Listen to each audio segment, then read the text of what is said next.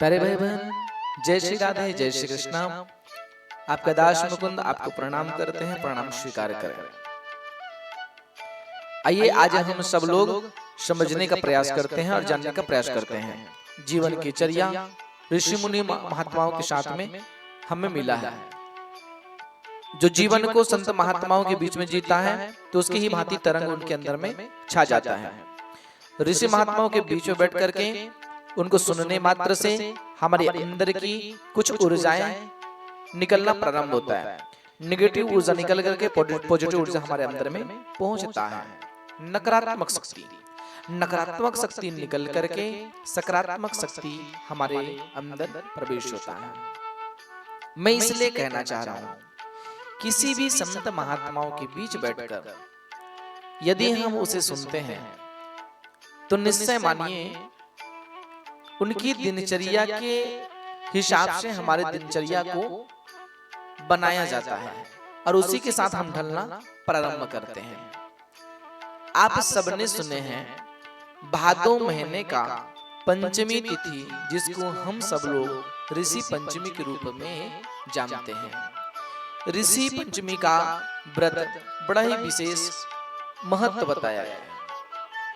इस दिन प्रातः काल उठ करके गोबर से लिप करके आनंद से सभी ऋषियों का ध्यान किया जाता है। ऋषि पंचमी विशेष।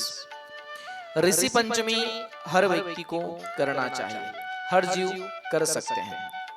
यहाँ तक परंपराओं के साथ जितने भी वैद्य हैं, जितने भी हकीम हैं, जितने भी लोग हैं, ऋषि पंचमी के दिन व्रत करते हैं। जैसे कि हम सभी लोग ऋषि पंचमी का व्रत करते हैं।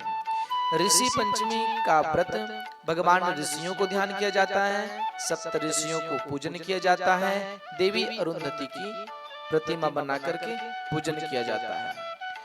इस व्रत को करने से हमारे घर की कलाएं विपदाएं सब दूर होती है। धन धान समृद्धि हमारे घर में प्रवेश करते हैं। इस व्रत को कैसे किया जाता है? प्रातः काल उठ करके एक दिन पूर्व संकल्प करके आप गोबर से लिपें और इस व्रत को प्रारंभ करें। कहा जाता है अन्न का त्याग कर देना चाहिए, जोते हुए जमीन का अन्न ग्रहण नहीं करना चाहिए। यदि आप और हम सब इस व्रत को कर रहे हैं तो विधि पूर्वक निष्ठा के साथ पूरे लोगों के साथ एकत्रित होकर के इस मंत्र का उच्चारण करके आप पूजन करें।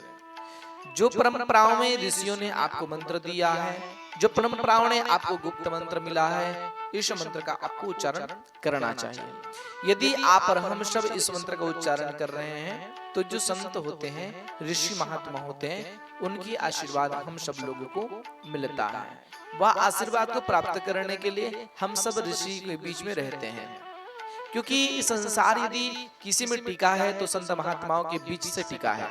यदि संत ना होते इस जगत में तो पूरे संसार जल मरते, पूरे संसार की कहानी खत्म हो जाती। तो क्या इस संसार में हम सब देख पा रहे हैं कि हमें वास्तव में कैसे रहना चाहिए?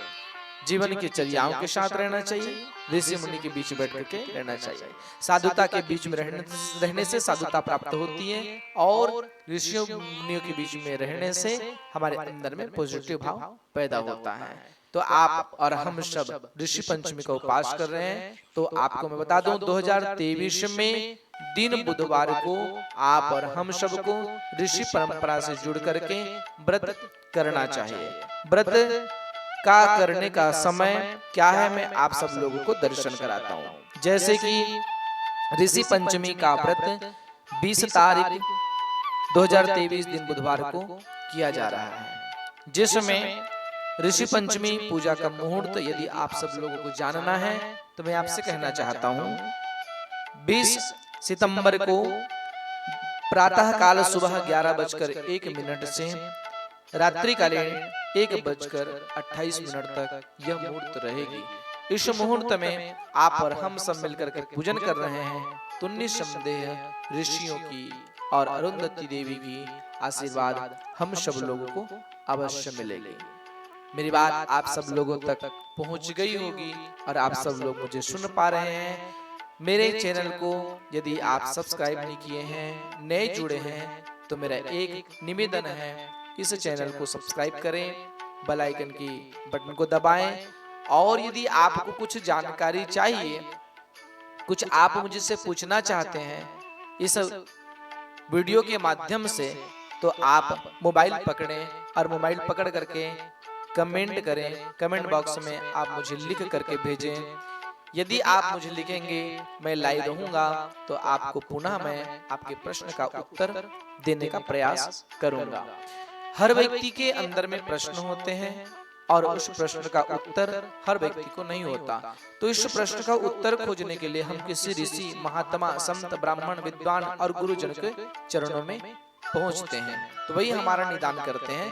तो निस्संदेह मैं आपके सामने बैठा हुआ हूं। आपका कोई भी प्रश्न है तो आप मुझे YouTube के माध्यम से सुन पा रहे हैं, तो YouTube, Facebook, इंस्टा, ट्विटर, आप सभी में मुझे मेरे पेज को लाइक करके और मेरे चैनल को सब्सक्राइब करके आप सुन सकते हैं। आइए इस भाव को पुनः मैं विराम दूं। आप हमेशा खुश रहें, मस्त रहें और ईश्वर के आशीर्वाद आपको मिलता रहे। जय श्री राधे, जय श्री कृष्ण।